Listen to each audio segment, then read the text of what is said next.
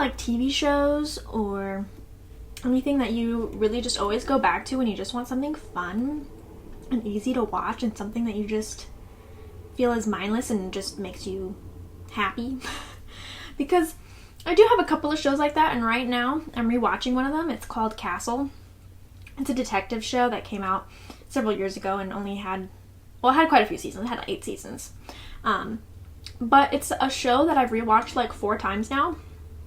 And I just always go back to it whenever I just feel like I just want something fun and easy and mindless, and just always the go-to. And I know it's not really fantasy related, so it seems interesting that I would think about it, but I was just watching it earlier today before filming, and I just was thinking, you know, it's so interesting how this is one of the shows that always brings me back whenever I just need something easy to watch.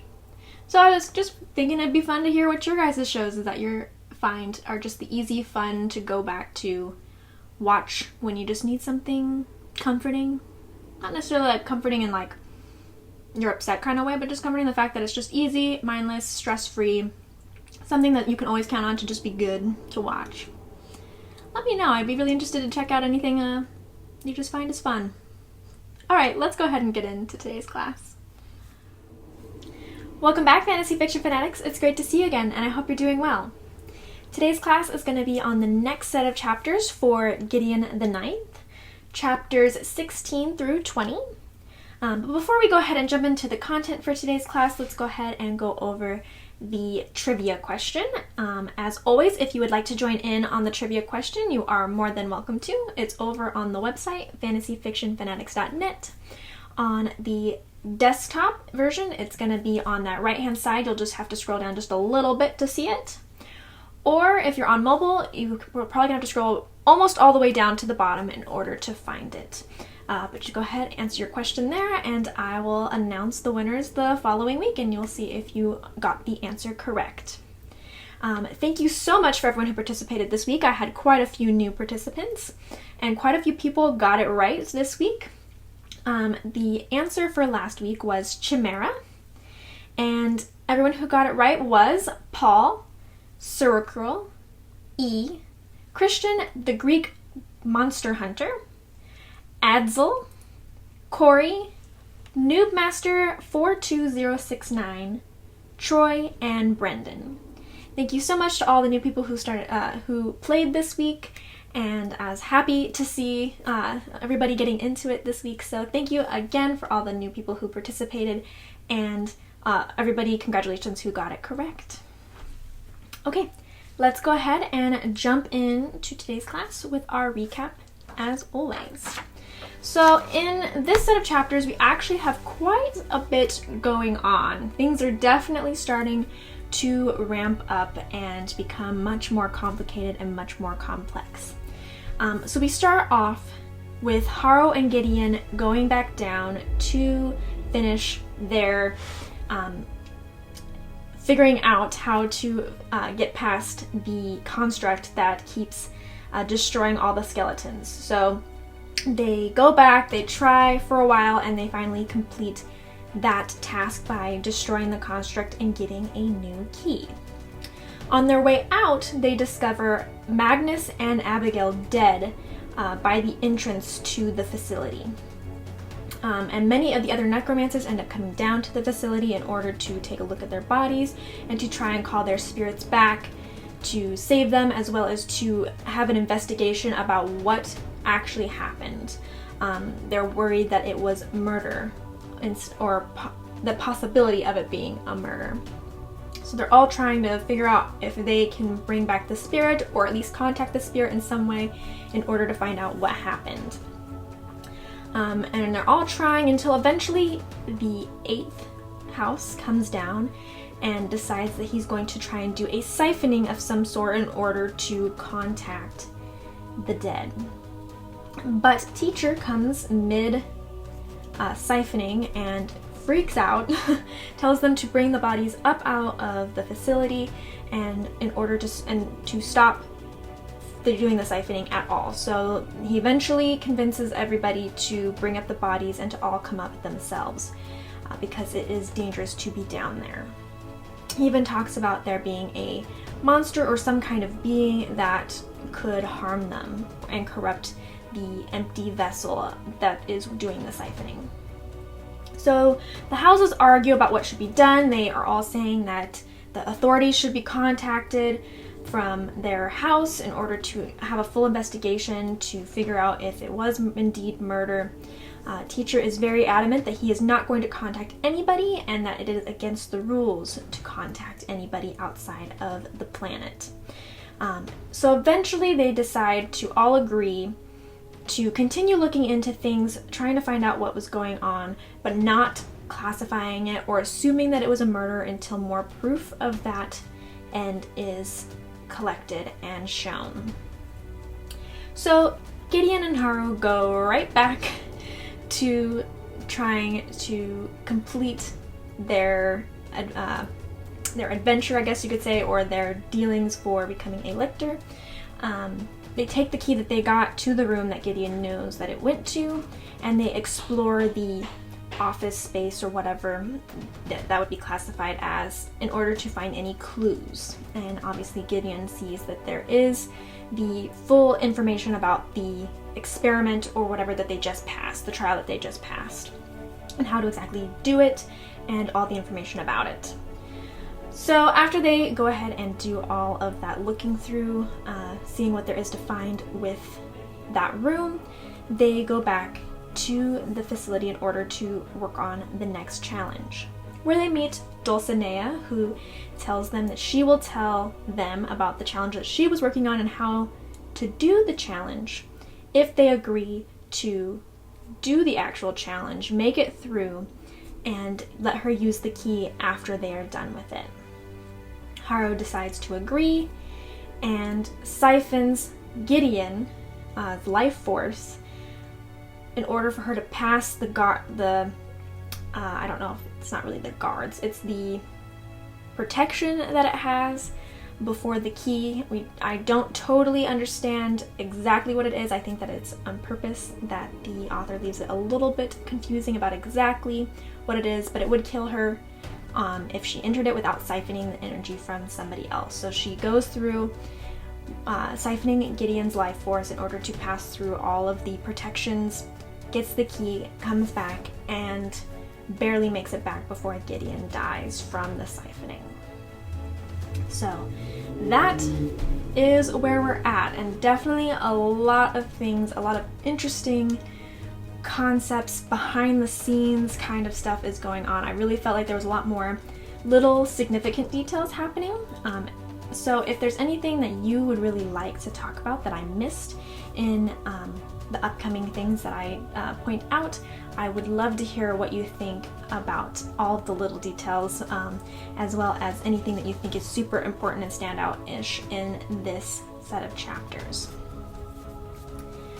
Okay, let's go ahead and get started by talking about Dulcinea.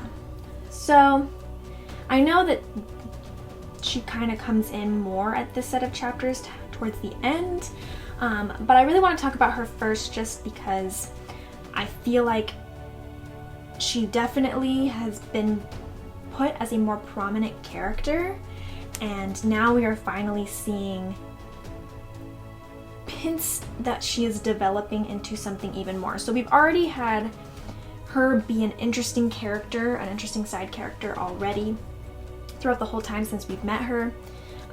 She definitely has stood out. She's definitely trying to interact with Gideon. She's definitely somebody that you're, at least for me as a reader, concerned about in a way that you're like, who is she and why is she giving Gideon so much attention? Especially when everybody else is so scared of or against the Ninth House. Why is she the exception?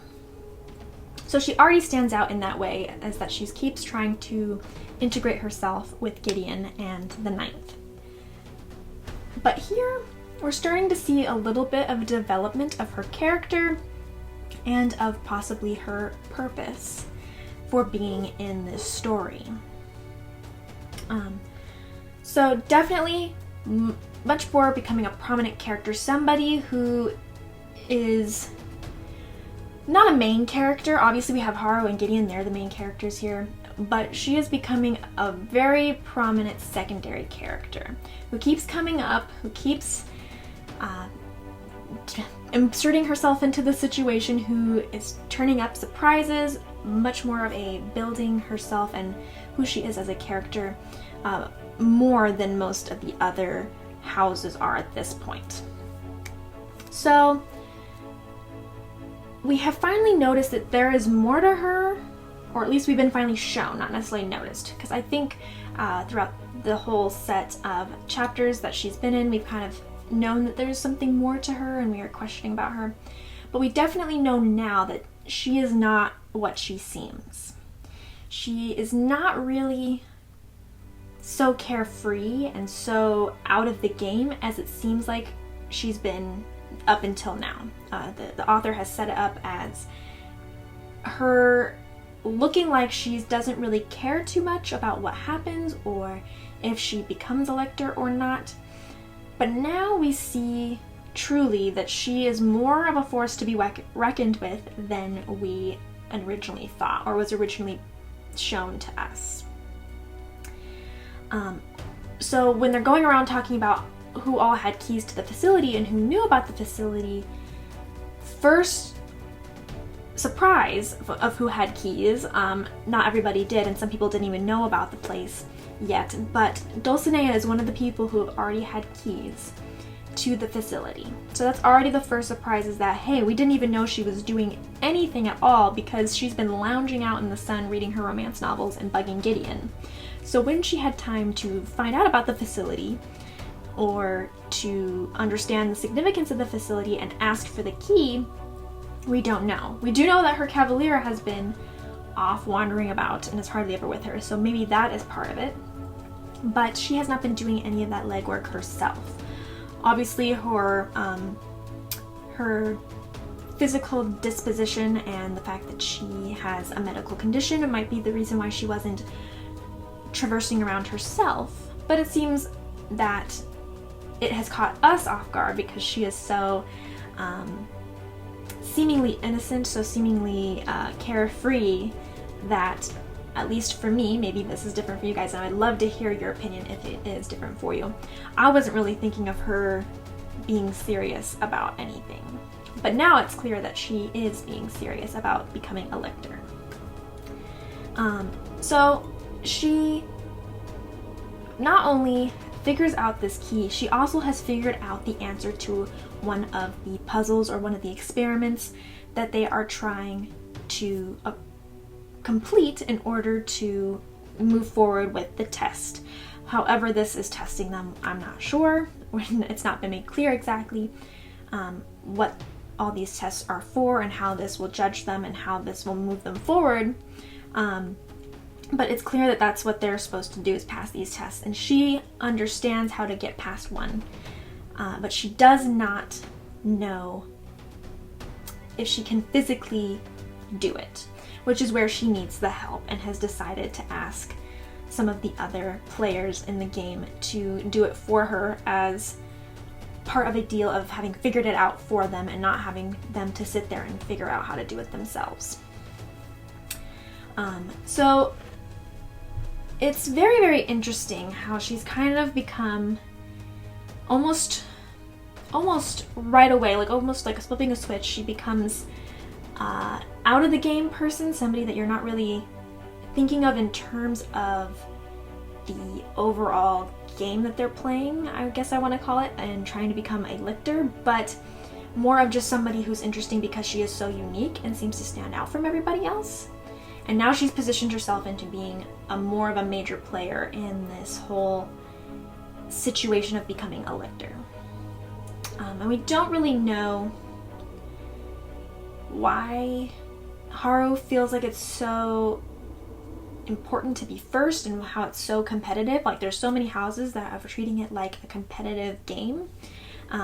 But now it's like she's added to that game. She's added to the competition. She is above several of the other people in the houses, since they didn't even know that the place existed and had not even asked for the key as of yet to start doing these trials or these experiments or whatever else you want to call them. So definitely more serious of a character and definitely more of a contender than we originally were given to be perceived of for her. So I do think that's very, very interesting.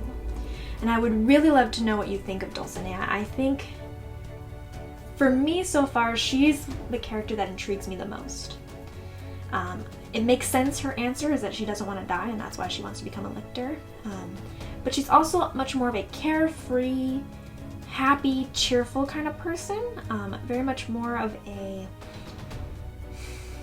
not really judgmental, you know, she's very open-minded, very curious kind of person versus the other houses who especially are anti-Ninth and very much judgmental in that aspect, though you're not really sure why the Ninth deserves that judgment. But she's very much the opposite, very much more of a cheerful, happy-go-lucky, seemingly, at least seemingly a happy-go-lucky person. So I do think it's very interesting to now see her in this more serious role. Though she does seem to care a whole lot about Gideon and the fact that when Gideon's lying there dying because of the trial that she was forced to go through, she seems to have a lot of feelings about Gideon, not wanting her to die, feeling bad that she put Gideon in that position to have to go through the trauma of being siphoned upon. So I think she's very, very interesting, very enigmatic. I don't know if that's a word, but I'm using it as a description, so you know what I mean. She's kind of an enigma in this situation. Doesn't seem like she's as clear-cut as she is made out to be in the beginning. Now, as I've mentioned before, this is my first time reading this book. So I'm just reading it as we are talking about it, very first time, so I don't know what's happening beyond the point that we've read. But I feel like we are now reaching the point in the story that the author is really forming the story and complicating it and making it truly interesting and something that you can really sink your teeth into and dive into. Especially since this is such a unique story, something that is completely different than anything I've read before. So I find that it's very interesting now to see all of these pieces that we have kind of been laid out start forming together, start making our picture here, and start really complicating things and becoming really interesting and in-depth and something that you just really can get into and really see where this is going. This is the part where the stories start getting, I don't want to say getting good, because I've been enjoying it since now, before now, and I do think it's been good before now, but this is where things really start getting meaty. This is the meat of the story taking form. So we really now are seeing the parts where we still don't know answers, but the parts that are really coming through that are very, very interesting. And Cavaliers now have that whole position of what a Cavalier is, and all that is really starting to become important because they are essential to becoming a Lyctor. Okay, so before it seemed like they were more of a personal guard. Gideon had to come in order to, you know, make it look like they actually had an official Cavalier in the Ninth, that kind of stuff, and was told that the Necromancer and the Cavalier, that main Cavalier, could go and become the two duo unit for becoming a Lyctor. But now we're seeing that the Cavaliers are very, very important to the test, and for the adept to even become a Lyctor, they must have a Cavalier. So this, to me, especially with them being now being shown to be so incredibly important for this whole thing, it's not like the Necromancer could show up without one and still become a Lyctor. Like, they must have a Cavalier. They must. There's no way to do these trials now that we've seen two of them. There's no way at all that any Necromancer could become a Lyctor without a Cavalier. They could not complete these tasks. So it makes a lot more questions, which is the interesting part, is that we don't still know everything, and that's great because the author shouldn't reveal their hand too quickly, then we'd get bored. But also makes it more interesting, makes it more complex. So, since they cannot complete these trials without cavaliers, and we've now seen that the important status of cavaliers is a must, Haru is now seriously trying to work with Gideon because she understands that Gideon is her only hope in order to get what she wants, in order to become a Lyctor, and that's what her goal is. That is her main objective. 100% her focus is becoming that, and she wants to become it first. She doesn't just want to become it, she wants to become it first. So Gideon has now become, in her mind, her most important tool. The most important aspect of everything is now working and being fair to Gideon and treating Gideon nicely, because she is essential. She is no longer just there to be there, and Haru can just, go off on her own and do her own thing. It is now very, very clear Gideon is a necessity. So we see Haru is turning around, making a new offering of how their relationship is going to work. She's really trying very hard to be good to Gideon and to be polite, to put Gideon first in some cases, to show that Gideon matters, give in a little bit to Gideon, in the fact that she knows that she is essential, and if she chooses not to help her, Haru is dead in the water. So that we can see is that this whole concept is now affecting Haru and how she is behaving. At least at this point, I'm going to assume that that's why she's treating her nicer. We have not seen any proof that she would treat her nicely otherwise, though last time we did see a little bit of niceness from her. We definitely see that now that she has solidly, the affirmation that yes, this must have a cavalier in order to work, she's really earnestly trying to make a connection with Gideon. She even makes that comment saying, I can no longer afford to be strangers with you. I must make a connection with you and have us be a tight duo. So, we're now having that kind of complication and more understanding about the relationship that the other adepts are going to need to have with their cavaliers in order to move forward. But it makes me wonder, so we have those, like now we're seeing forming a bit of what we know and how things are supposed to be working, but then it also has the portion that makes more questions. And for me, the question is, what happens to a cavalier once a Lyctor becomes, or an adept becomes a Lyctor?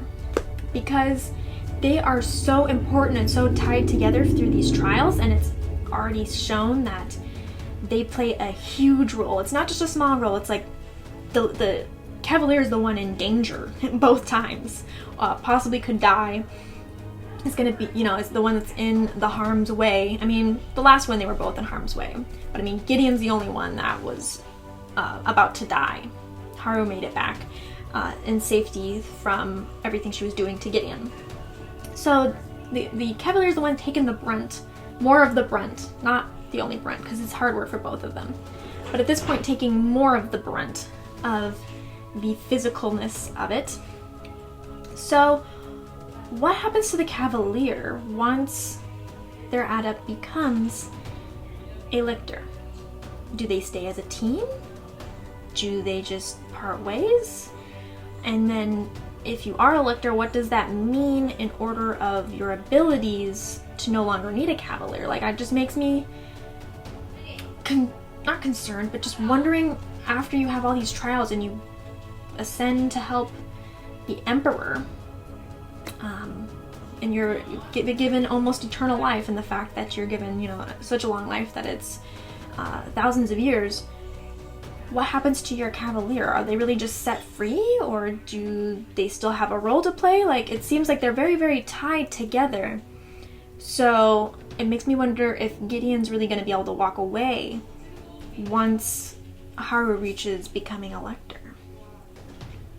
Or what, it makes me wonder what happens. I wonder if you have any theories or anything that you have thoughts on that. But at this point, that's very much the big question in my mind, is when you become a Lyctor, what happens to your cavalier? And it also makes me wonder about how Cavaliers are in this society. What role do they play? Because in the Ninth, they had really no Cavaliers. Gideon was just thrown in because they needed one and trained up to be one, but they didn't really have an official anything there. So I wonder exactly what the role and how important Cavaliers are to this society. They seem like they must be much more important than I originally was assuming that they were. They seem more like a guard, but now it seems like they're supposed to be a very tight-knit duo or partnership with a certain adept. So the other adept Cavalier rules, there's some that are very, very, tight partnership, like Abigail and Magnus, who were married, as well as just other ones that seem to have very well get together, very well friendship, bonded, really takes their job seriously kind of thing. But then there's other ones where it doesn't really seem like there is a tight bond per se. They're just more of a bodyguard, not bodyguard relation. So I just find it very interesting in the fact that we haven't seen enough of the world, enough of the culture to find out like what the adept role is, other than obviously, like Haro was the leader, or at least the daughter of the leaders originally of the Ninth. And that's we are all assuming that that's the same for these other adepts, since they all called upon the daughters of the leaders of the houses. But what in general else is there no other necromancers in the society? Is it basically just them? Are they only necromancers the leading people of a planet? And if so, what role do Cavaliers have? Are they always meant to be this close and always be partnered off? Are they seen as just bodyguards, not bodyguards? We haven't seen enough of society together to know exactly what role they play, but it seems like they're much more important than they were originally depicted as from Haro's explanation and thoughts for Gideon to being one, if that makes sense. So yeah, I find that these are very important and very interesting developments and developed questions. And obviously as we move forward, we're hopefully going to get some answers to some of those questions, or at least more understanding of the situation as a whole. But definitely we're really getting into the meat of things, the way everything is kind of coming together as well as falling apart is always the most interesting thing, is where you feel like you're getting somewhere, but getting somewhere always causes you to have more questions, more things that you don't understand, and more things that you would like to understand and to delve deeper into. Now, to go along with further complicating the story and forming the story, we are also being thrown new elements. So at first it already was a pretty complicated plot in the fact that we were trying to figure out what was happening and what the Lyctor trials were, and we have all this stuff going on. But now we have more complications to the story, because we now have the confirmation that there is some kind of other monster or presence or something lurking in the house of the first. Which, before, we kind of only knew that it was kind of a weird place, and we have all these decaying areas, we have all these doors that are locked. It's a huge place, and very small amount of it is being used. We don't know the history of it, we don't know where all these labs came from and all these test simulations, or who lived in these other areas that they're exploring with the keys. We don't really know anything about that. So it is very interesting that now we're adding another layer, another thing to complicate the story of a monster or some kind of presence lurking in the house of the first that is prominent enough and known about with enough certainty that teacher is concerned about it and has,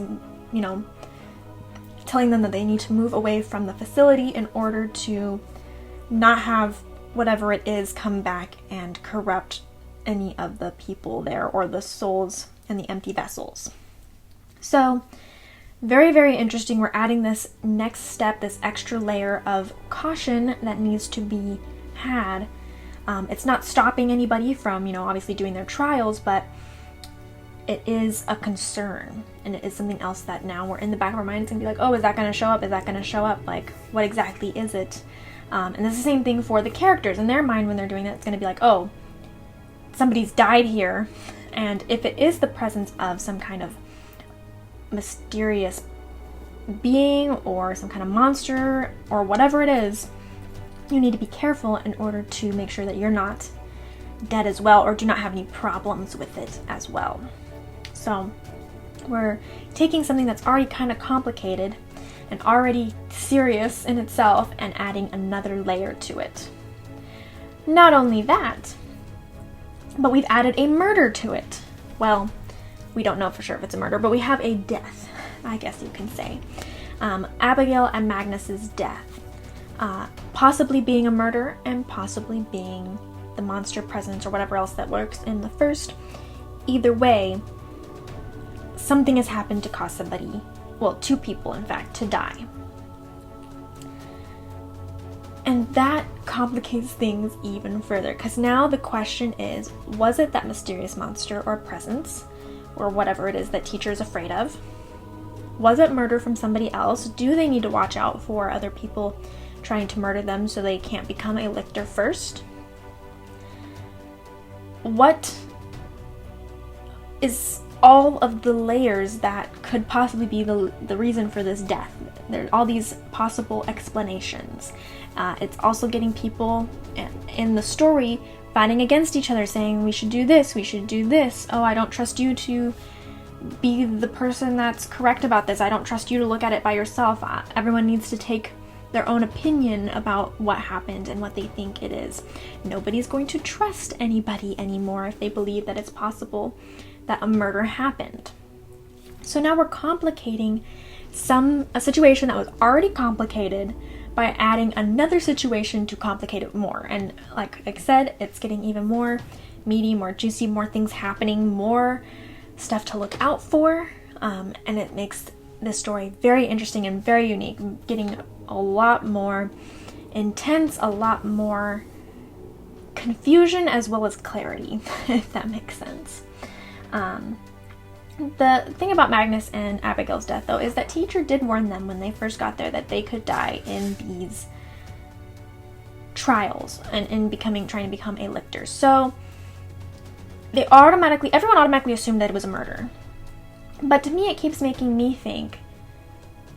Now, I know that they weren't doing any like the laboratory stuff. They weren't doing any of the actual tests, but they did mention that they could die in this trial. So I don't understand totally why they all assumed that it was murder.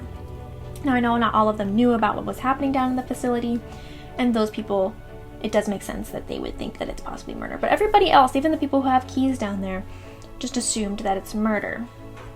But we have as they said, no proof of that. Nobody seeming to have any motive beyond, obviously wanting to be a Lyctor, but there's plenty of spots open. So, and it's still in the first, no one's become one yet, so it's not like any spots have been filled. They're not down to the wire.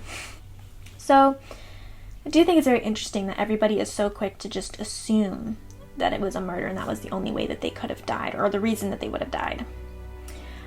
Teacher was very scared about where they were and what they were doing with the whole siphoning and stuff like that. That's very interesting and very telling.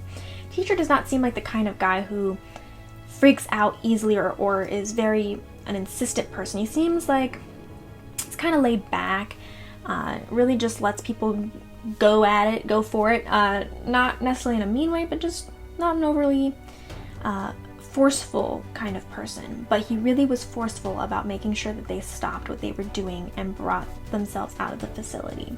So it has to obviously be something that's making him scared enough to be so insistent and to totally be out of his mind with concern about it. So very, very interesting. I wonder why he's not, then question again, why he's not being a little bit more forthcoming with what he believes is going on with the House of the First and what possibilities there are. Especially since he said that the creature or whatever it is he fears might one day enter the main portion that they're living in right now. So obviously it's something that's growing and continuing to become more of a problem. But we also haven't seen any signs of a monster or another presence at this point. We haven't seen anything like that. So very much mixed signals. We've got, yes, there is something, no it's not, murder, no it's not. Lots of different things being thrown in there to further complicate, further make us question exactly what is going on and what the answers are. So it's really becoming a lot more of a mystery. I mean, we already had the mystery of what the whole test was and so that, but as we're answering those questions, I mean, like, okay, this is how you're supposed to become a lictor, by doing these things.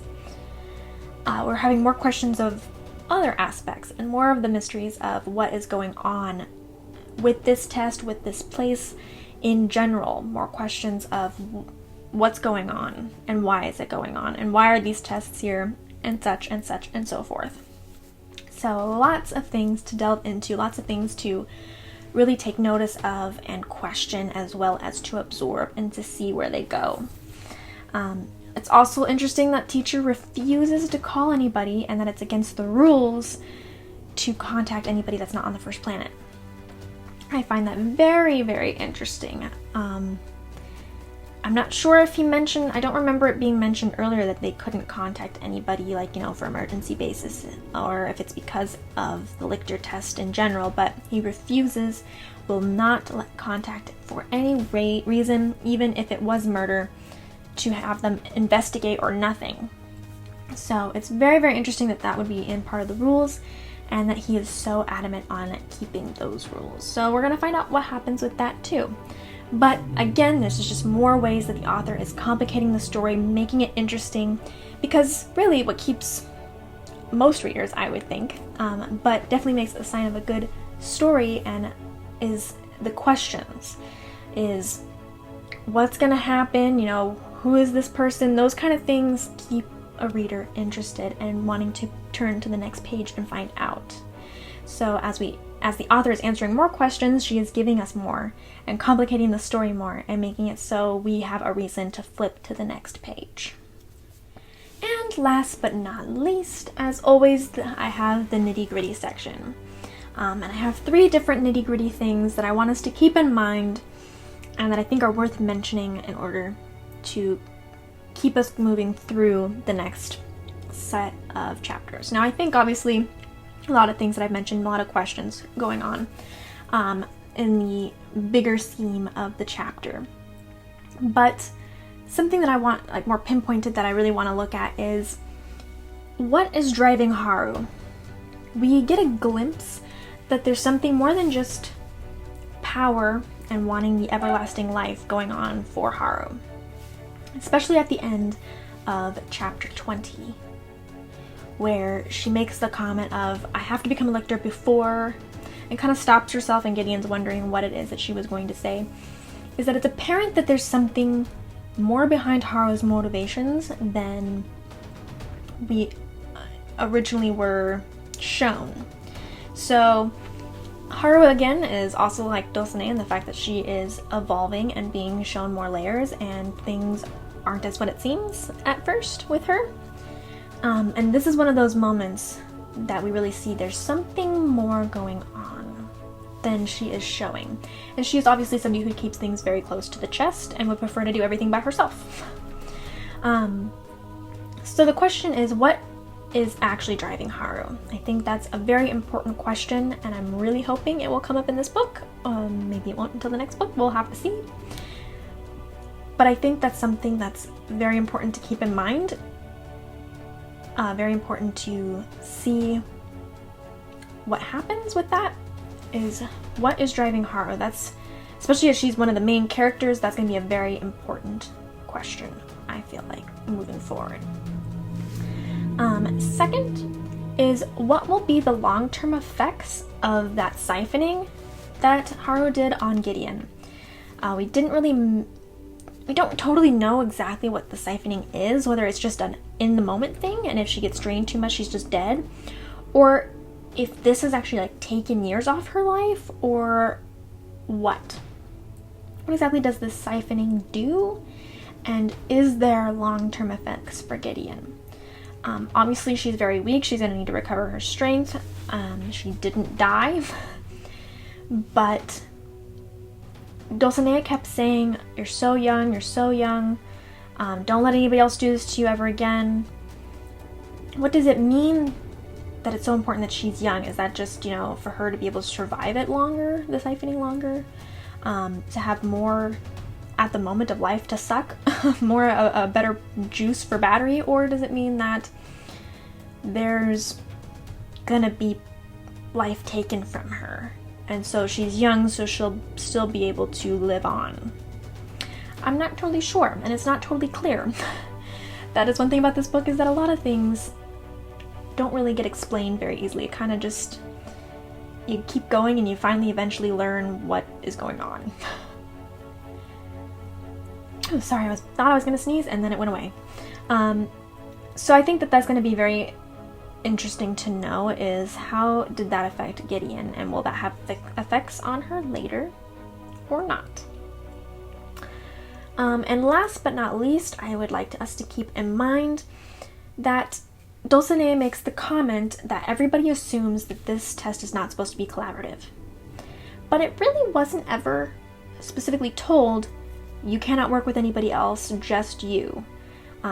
And everyone just kind of assumed, and everybody's kind of made it a competition of who can become there first, how much should we tell somebody, how much should we keep to ourselves, because you don't want to let anybody on and give them a reason to know more.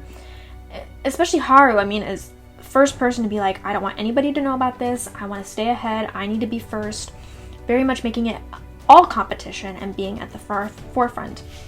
And Dulcinea does ask the question, is why does everyone assume that it's not supposed to be collaborative, and that this will harm us in the end? Because there are no rules that said it. There are no actual test instructions. There are no instructions on what you're supposed to do. You had to all figure it out by yourself, or possibly together. It doesn't say don't work together. Teacher never once said everyone must be enemies and it's a fend for yourself free-for-all.